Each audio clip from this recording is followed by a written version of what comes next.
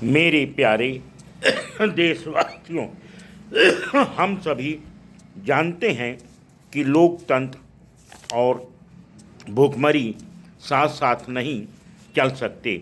इसलिए हम एक राष्ट्रीय पोषाहार मिशन शुरू करेंगे।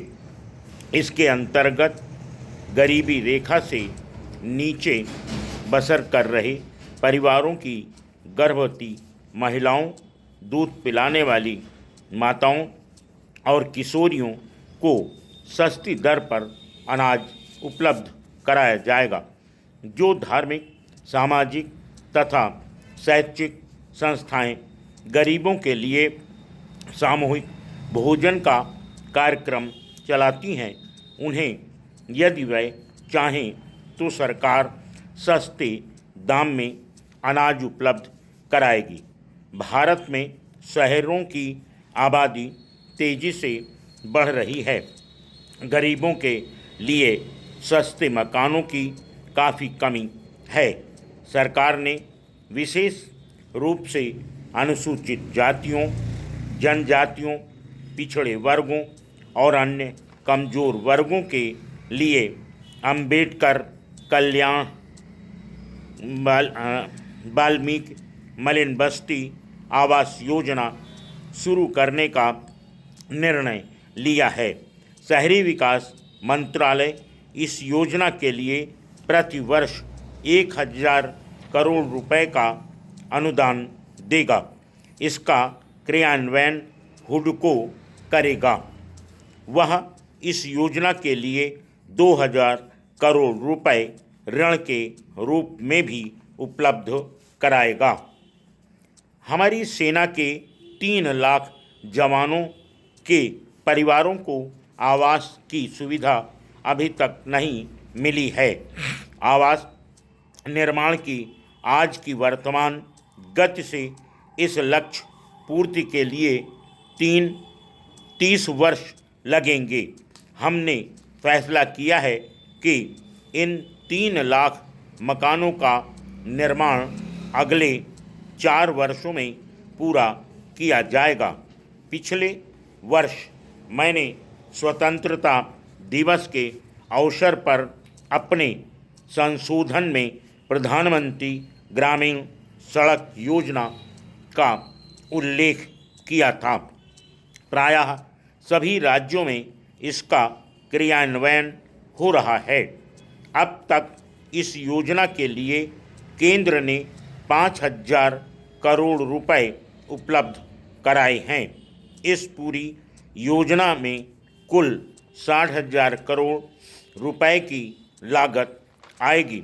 सन 2007 में 10वीं पंचवर्षीय योजना के अंत तक 500 से ज़्यादा आबादी वाले सभी गांवों को बारहमासी सड़कों से जोड़ दिया जाएगा।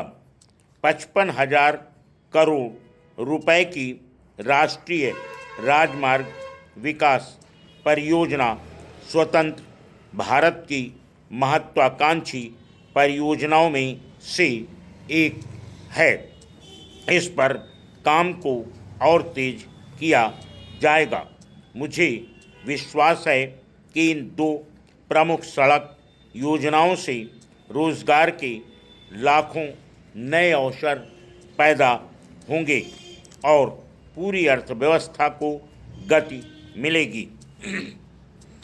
हमारा लक्ष्य है दूरी को दूर करना। इसलिए हम भारत के सभी गांवों को सिर्फ सड़कों से ही नहीं बल्कि दूरसंचार तथा इंटरनेट के माध्यम से भी जोड़ना चाहते हैं। इस दिशा में पिछले 2 वर्षों में काफ़ी प्रगति हुई है। इस काम को हम और तेज़ी से आगे बढ़ाएंगे। Full stop. नेक्स्ट। महोदय, प्रकृति ने मनुष्य को अनेक अनुपम उपहार दिए हैं। इन्हीं उपहारों में से एक उपहार है नेत्र। प्रकृति के सौंदर्य को निहारने और उसकी सुंदर छटा को अपने में समेटने के लिए नेत्रों की आवश्यकता होती है। इसके बिना मनुष्य अपने आप को अधूरा अनुभव करता है। विश्व के रचयिता ने जब अपनी सबसे प्रिय कृति मानव शरीर की रचना की तो उसने सबसे पहले हमें आँखें प्रदान की ताकि वो इस संसार की हर वस्तु को देखकर उसका आनंद ले सके। हमारे भारतीय साहित्य में भी आँखों का वर्णन हर कवि, साहित्यकार और लेखक ने किया है। उनके नख सिख वर्णन में आँखें सबसे महत्वपूर्ण मानी गई हैं। उनके अनुसार नई नारी सुंदरता में आँखों की भूमिका अति महत्वपूर्ण है। नेत्रों को शरीर का सबसे अनमोल अंग माना गया है। नेत्रहीन व्यक्ति को जीवन में जिन कठिनाइयों का सामना करना पड़ता है उनकी कल्पना करना भी कठिन है। उनके जीवन में अंधकार ही अंधकार होता है, क्योंकि वह ईश्वर प्रदत्त सुंदर संसार को देख ही नहीं पाते, न ही उसका आनंद ले पाते हैं। इसलिए वह अपने जीवन को व्यर्थ भार मानकर मायूसी में जीते हैं।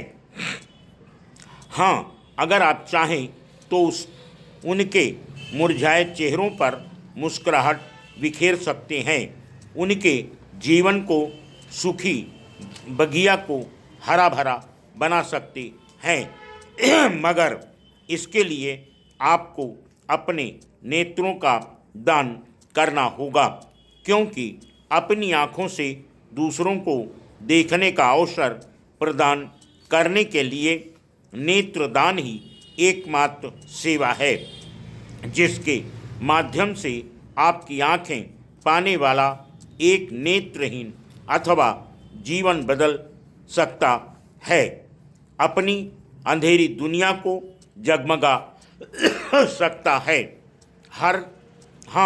इसके लिए दृढ़ इच्छा शक्ति, संकल्प और दूसरों के प्रति संवेदनशीलता और मानवीय भावनाओं का होना परम आवश्यक है। आज हर क्षेत्र में प्रगति करने के साथ साथ मनुष्य ने चिकित्सा के क्षेत्र में भी आशातीत प्रगति की है और दिन प्रतिदिन चिकित्सा के क्षेत्र में एक के बाद एक सफलता प्राप्त करता ही जा रहा है। आज चिकित्सा विज्ञान मनुष्य के लिए एक वरदान सिद्ध हो रहा है। आज मनुष्य ने ऐसी कई लाइलाज बीमारियों का इलाज खोज निकाला है जिसकी उसने कभी कल्पना तक नहीं की थी। शल्य चिकित्सा द्वारा अनेक विकृत व रोगग्रस्त रोगों को ठीक किया जा रहा है। Full stop.